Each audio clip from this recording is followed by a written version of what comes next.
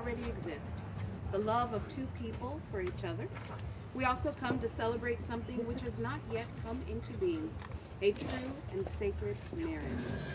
We are suspended in this moment between a beginning and a full unfolding. And yet this moment, a mere fragment of time, is so full of meaning. It is a precious moment in life when two persons who were strangers to each other are drawn together by that irresistible attraction, so that their souls cannot be henceforth divided by time and space. For a true marriage is more than the joining in matrimony of two people. It is the uniting of two souls already attuned to each other. We are here today to bear witness to the entry into closer relationship between beloved friends, Celeste Frazier Delgado and Fernando Landeros, who are already one in spirit. Celeste and Fernando, please face one another. So you can come a little closer. Great, thank you. You are performing an act of absolute faith, believing in each other to the utmost. You are now taking into your care and your keeping the one in all the world whom you love best, and by the same token, something of the happiness of all whom you love and who love you. You are adding to your lives not only affection and the response that your heart desires, not only the happy companionship of hours together, but a deep trust as well. And it is this deep trust which allows you to share in what Anne Morrow Lindbergh calls the winged dance.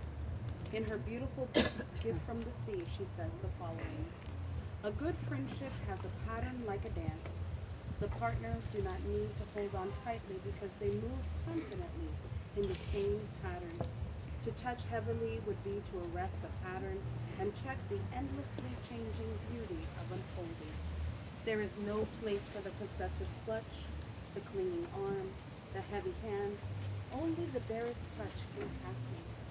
Now arm in arm, now face to face, now back to back. It does not matter which, because they know they are moving to the same rhythm, creating a pattern together and being invisibly nourished by it. The dancers who are perfectly in time never destroy the winged life in each other or in themselves. Celeste and Fernando, we bless your decision to live this winged life together and to share in the dance of love together. To live this life of unfolding dreams, dance to the rhythm of divine love, I offer you the beautiful words of wisdom found in 1 Corinthians 13. If I speak in the tongues of men and of angels but have not love, I'm a noisy gong and a clanging cymbal. And if I have prophetic powers and understand all mysteries and all knowledge, and if I have all faith so as to move mountains, but have not love, I am nothing. Love is patient and kind. Love is not jealous or boastful. It is not arrogant or rude, does not insist on its own way. It is not irritable or resentful. It does not rejoice at wrongs, but rejoices in right. Love bears all things, hopes all things, endures all things. Love never ends. So let us pray for a moment. I invite you to close your eyes. Divine universe, we celebrate the love, the faith, and the hope that has brought Celeste and Fernando together today in this moment of heartfelt soul union called marriage. We bless them with our love and support, and we honor this true and mutual commitment which they now make before us. May the depth and breadth of love expressed in 1 Corinthians fill their life together, today and always. Amen. And recognizing that marriage is the joining of two individuals who become one with each other, but yet are unique from one another, I call on you both in the presence of the universe, this family and your friends, these witnesses, to give expression to the commitment which has been formed between you. You may face one another and hold each other's hands. And now, Celeste, you may share your words with Fernando. Sure. Fernando, will you share your words? Celeste. Oh, yeah.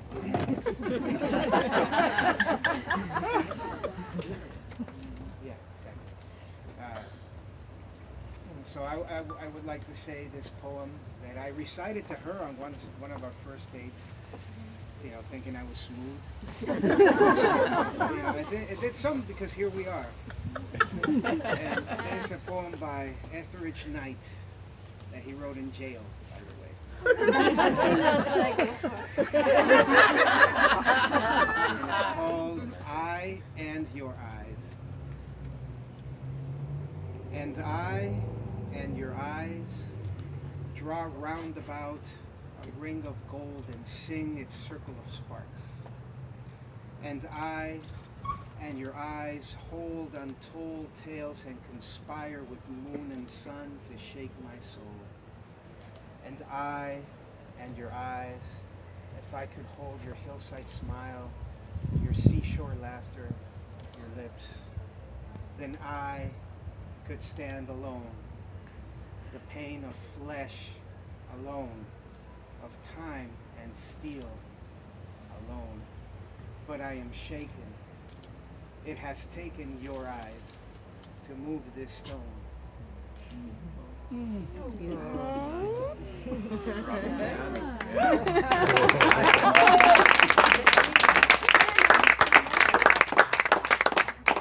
So I wanted Fernando to go first because I knew he was going to say that poem. And I thought it was a perfect illustration of the differences between us, which is he found a beautiful classic and he memorized it and then he spoke it beautifully. I was going to write something and then I overreached on the wedding, ran out of time, and wasn't able to write anything, and it doesn't concern me at all. Improvise. You just heard us perform, and while I hope that wasn't a typical performance, as I ran roughshod over the rhythm of Rachmaninoff, and who knows what I did. And I knew before we came here tonight there was zero chance that I was going to sing successfully as it's measured in classical music. Not because I can't. You have. But I wanted to sing those arias, that aria and that art song, no matter what. Even though just a few minutes ago we were running around in a hotel room and setting up all kinds of things. To really succeed and to sing classically, you have to spend all day resting and concentrating, and I don't care. But I do want to get better and better, because Fernando once told me about a connection that he felt with really great musicians. And I'm studying and studying, not because I want to sing in the Met, but because I want to be good enough to share that connection with him. You sit down so they can see behind you.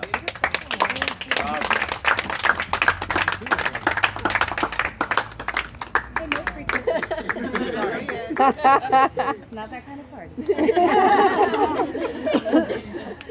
So as you can tell, these two are already married in the heart, right? So let's do the formalities of a wedding, right? Let's do this part. So Celeste, in the light of vision of life together, will you accept Fernando as your husband, that you may live together in the sacred bond of marriage? Will you love him, cherish him, comfort him, be faithful to him for as long as you both shall have life? I will. Awesome. You did it right. And Fernando, in the light of the vision of life together, will you accept Celeste as your wife, that you may live together in the sacred bond of marriage? Will you love him, love her, cherish her, comfort her, be faithful to her for as long as you both shall have life? I will. Awesome. So as we have all been witnesses to the unfoldment of love, and the rain is cooperating with us, thank you so much. The bride and groom hold you near and dear to their hearts, so you're all a rich part of this undertaking. And as Celeste and Fernando would like for you to come and plant your little trees, so you're going to grab them from the table. There are little pots around, so we invite whoever wants to go first. Let's start with Mom. How about that? Okay. Mom, Perfect. show us how to do it. And then you've got 5 words to spend, however you want. 5 words to 5 words to spend. It's raining. It's raining. That's 2. It's raining, but we're happy whether it rains or not. We'll squeeze this sometime to get it out of the pot and then put it in a little hole. Share your words, Mom. Well, I'm going to give a little instruction. Just as it is in a marriage, you plant things and they grow beautifully, and sometimes the flower fades away, but later it comes back. So there are all kinds of wonderful things you can do together and have a successful marriage. These plants you can plant, there's soil in all these containers. You can put them in there, you can fill this up, and there are 3 more over there. Celeste especially wanted to have growing beautiful things as a result of the wedding. So here they are. Here, here.